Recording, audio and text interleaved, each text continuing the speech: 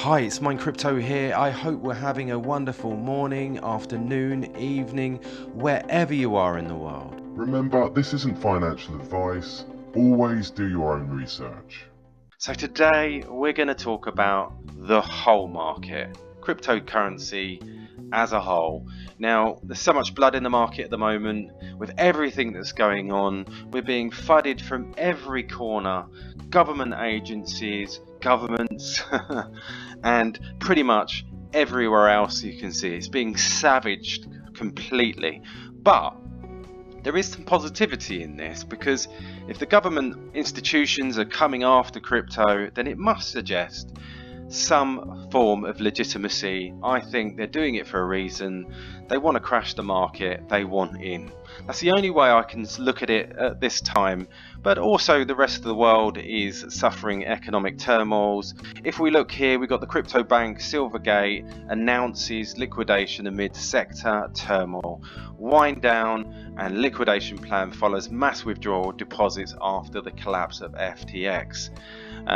Which is predicted. We're going to probably see more blood in the market with extra news that I'm going to talk about in a moment. So the cryptocurrency focused US lender Silvergate is to wind down its operations after it was hit by customer withdrawals following the collapse of crypto exchange FTX, which is terrible.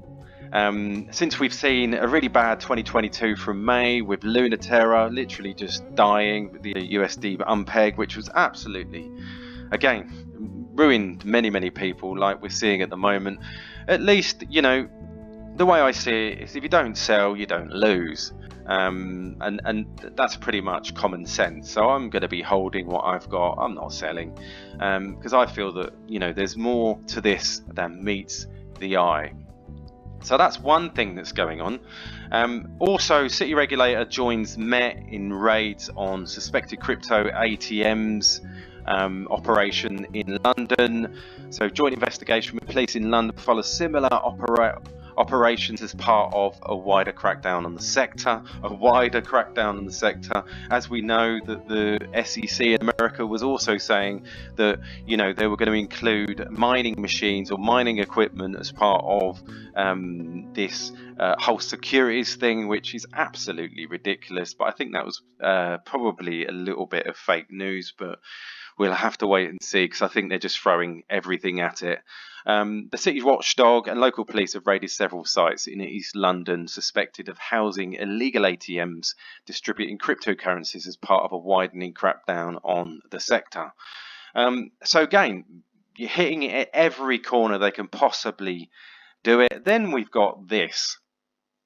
When it rains, it pours. We've got the Biden budget proposes 30% tax on crypto mining electricity usage. So the tax will be phased in at 10% per year over 3 years and covers electricity generated from both on and off-grid sources, like just covering every single avenue that they could possibly do. Again, there's a reason for this. The reason for why they want to make this as bad as possible. The way I see it with the SEC, if they really wanted to help us, they'd bring in regulations, not just literally try and close down every door possible in this industry. They could regulate it, but there are no regulations. They just want to ruin it and, you know, see it go to zero before they then start to buy in, and by that time they would have had their regulations sorted. So United States crypto miners could eventually be subject to 30% tax on electricity costs under budget proposal by President Biden aimed at reducing mining activity.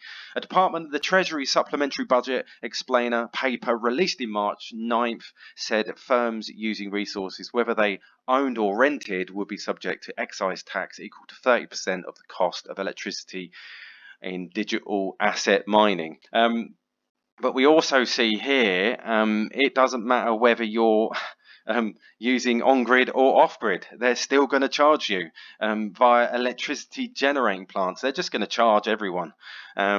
So that's not great for Bitcoin, I'm afraid, if this actually goes through. So we then look, more news. This is hot off the press. I saw this morning. This was like, oh my God, can you throw any more mud at this as possible. So New York Attorney General alleges Ether is a security in KuCoin lawsuit. Does it get any worse? A press release said that the lawsuit was part of an ongoing efforts to crack down on unregistered crypto platforms. So it gets worse. So New York State Attorney General Letitia James filed the suit against KuCoin on Thursday, alleging the Seychelles-based crypto exchange is violating security laws by offering tokens, including Ether, that meet the definition of a security without registering with the Attorney General's office. Now we get Gary Gensler has hinted that his agency might consider Ether to be a security. The SEC sister regulatory agency, the Commodities Future Trading Commission, has long maintained that both Bitcoin and Ether are commodity assets. So he'd have to renege on some of his decisions previously on that. So again, more mud in the market. They're doing what they can to bring it down. So we have another story as well that I found as kind of satirical in some ways from City AM, Planet Crypto. This is just to bring a bit of humour. Obviously a good thing because scammers are becoming poorer and they're feeling the squeeze as crime revenues tumble. That can only be a good thing, I suppose. So desperate scammers have fallen on hard times and called on the government to pay them welfare. And after revenue from the crypto scam fell by 46% last year. It goes on to say, we're really feeling the squeeze, said a scammer via an unexpected pop-up on his laptop. Rent on dingy basement has gone up 10% in the last year. Scammer staple diet on nachos and spray cream is up 15%. And if you think your fuel bills are high, imagine how much it's costing me to run all the computers I need to hack into your laptop. Well, it's going to be paying a bit more if Biden has his say. So there you go, guys. It's awful. All I can say is do what you need to do. I know what I'm doing. You know, if you don't sell, you don't lose. Let's hold on. I think this only brings more validity to the market. In my personal opinion, you may have your own opinion. You need to do your own research, but it is what it is. I'll hold through this horrible crypto winter. It's more than a crypto winter, to be honest. I think everybody's throwing everything, even their tin pots at it. But what do? You just hold on, keep calm, keep safe. And do you know what? Thanks for listening. Remember to subscribe and hit that notification bell for more news, updates now and in the future, because I'm going to keep going. And I will catch you later. Thanks and all the best.